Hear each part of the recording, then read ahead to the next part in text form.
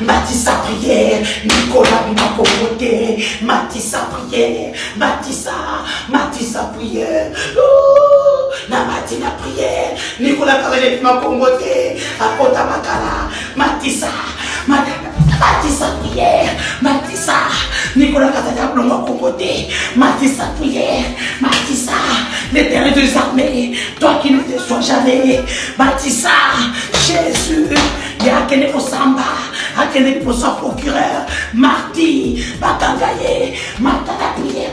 Mes chers amis, la pression à payer. Nicolas Katadi hier a comité au siège 4BT que j'ai eu ça. J'ai dit non. Président, on s'est soboité. Non.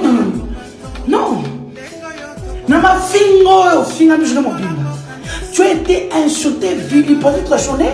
Nicolas n'a qu'à prendre l'avion partir. Lui qui n'a jamais été malade, même la fièvre, même un signe de fatigue, j'ai jamais vu. Non.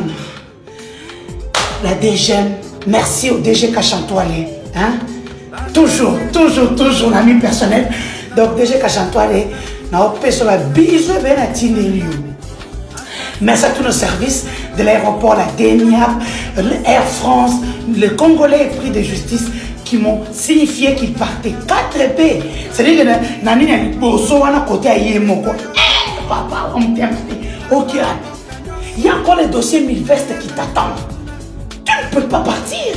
Nicolas a plusieurs dossiers, dont le dossier 1000 vestes, où il avait boutiqué un projet des Congolais, financé par les Congolais. Aujourd'hui, les Turcs ne savent pas payer les Congolais qui ont travaillé comme des malades pour 8,5 par jour. Oui, pas très B, on nous coûtait.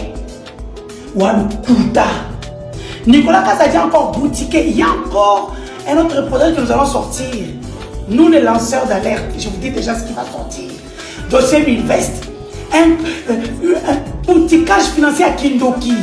Au début, c'est pour 1000 vestes à l'argent. J'ai craint même pour l'aéroport. Ils ne sortiront jamais ces millions-là qu'ils nous ont promis, les 1,2 milliard. C'est faux, ils n'en ont pas. Ils vont encore boutiquer. Oui, mais qu'est-ce que vous avez la top bébé, non? C'est ça, j'étais au courant de tout. Ils ont boutiqué, 1000 vestes n'a pas d'argent. Bah, il va salir cop, n'a pas, on a 4 ans, bah, bébé. N'a pas tout le monde, on a ça, on a 4 ans aussi, hein, voilà. Oui, mais vous avez famille à Jonathan. Oui, mais vous avez une famille, mon juge. Donc, ils sont venus, ils ont boutiqué ces trucs-là. Même nous sommes allés jusqu'au niveau des ITPR. Nous sommes allés jusqu'au niveau de passation des marchés. Il y a beaucoup de zones d'ombre. Tout va sortir d'ici dans 2 semaines, tout sera prêt.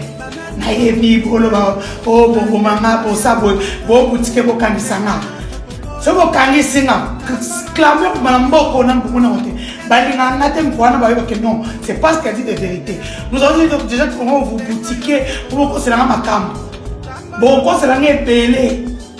Mais on sait que c'est parce que j'ai dit de vérité. Nicolas Kazadi a volé, il a braqué la République. A démolé un vêtement en manga. C'est un terroriste économique et financier. Ce n'est pas seulement le forage, même 1000 vestes. Hein? Vous prenez un gros projet de Congolais, vous donnez aux Turcs qui n'ont rien. Et puis, comment est-ce que la loi congolaise est très claire sur la sous-traitance? On va prendre 1500 Congolais, 1500 Turcs. Donc, il y a ma ligne, ils sont là les soirs en train de boire des castels. Et bah, il y a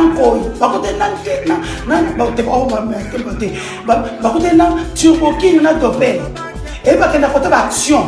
Parce que nous avons une donc, par ticket la bise au pardon. Tout ça, Nicolas Kazadi. Nicolas, ce n'est pas seulement des forages, ce n'est pas seulement les lampadaires. Dans ces lampadaires, là, sur les trains, il y a aussi Proton, il y a Robank, il y a aussi Moderne de Construct. Hein? Il y a Congo Invest, pour Hollande de la Bamoti. Ah, j'ai oublié. Ils vous ont donné des pourcentages.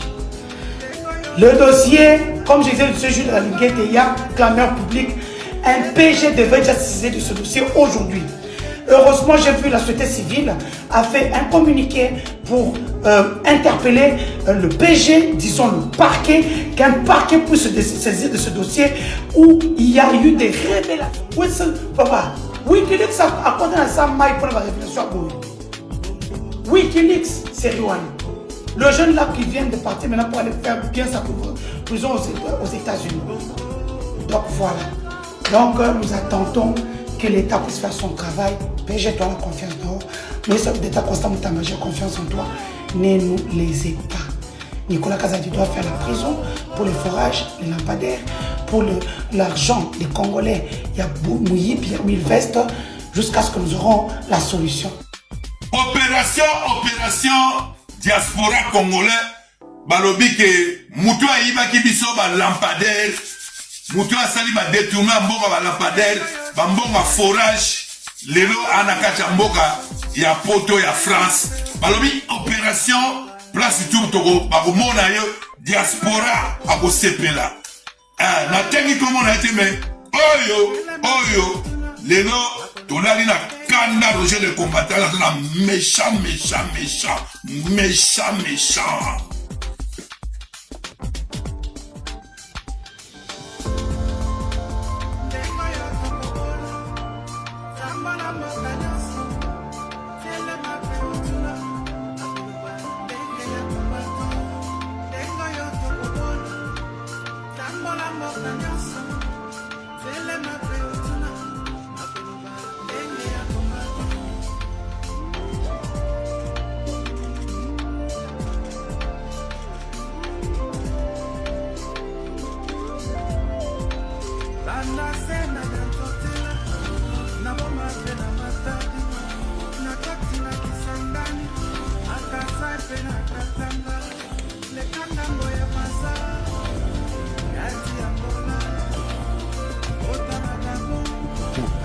makambo toujours loba ezali pona ko kebisa miyibi bokoti na politique bokoti na gouvernement ba voter bino ba nommer bino tondimi bosala mosala ka lolengo ba bengeli bino na tino ba population chez bino te soki o meki koyiba a bokoti a toyebani te a bokoti a wana no toswana te batata na bino ba mama na bino bana na bino toyebani na bango te. Nous croyons que vous respectez fidèlement la volonté à chef de l'État. Vous allez respecter loyalement le principe sacro-saint. Vous allez lier pour l'avantage Yambo. J'espère que vous allez loyal, vous allez honnête, bonne gouvernance que vous prenez, beaucoup exécuter volonté pour vous répondre valablement à des déshydratés. Tozon Lima. Kosana Yiba Zala ministre. Yoza ministre Zala provincial Yo Yiba Kaka. Bisoto dans la même formation que Yo Yiba.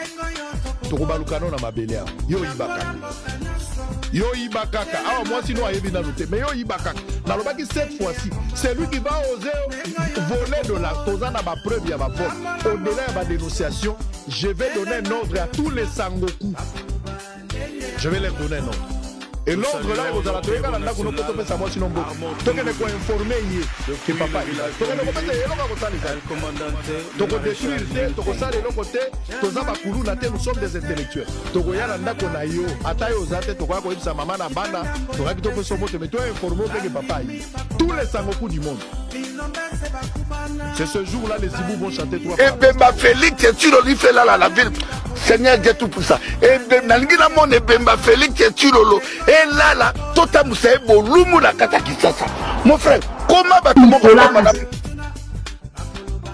et vous la soni ya baluba ya makasi o pena na kotalisa bango na poko alelo moyibi boko bima na régime na bino moyibi de A à Z moyibi depuis bobani pouvoir moyibi baluba miyibi kobana na Félix Tshisekedi moyibi Ozu ministre à finance moyibi Kamere moyibi bino nyonso miyibi comme vous de votre côté bokenda ko se créer moi article moko wana pona koloba ke non ceux qui n'ont moto asambi te vous n'avez pas le droit de l'appeler moyibi bola matari osala boloko te pona bato ya mitema mabe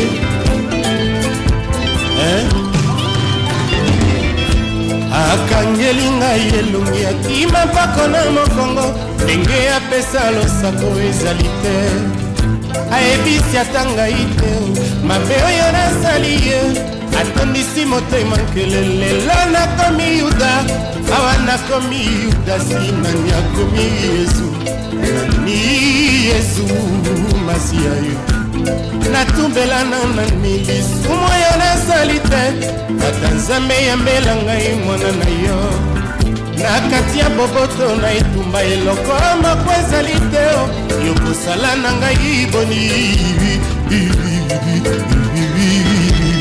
ilondoleni yangoye likambo nalobaki lobi monoko na ngai nganga mokolo to ngai apotoli to ngai okotonga na nini ye okotonga na nini ye lobilobi ozalaki kobeta tolo olobi akokoba te kobotola yo to ngai lelo bayebisi ye manso osalaka abotoli to ngai masini etikali polele okotonga na nini ye likambo nalobaki obi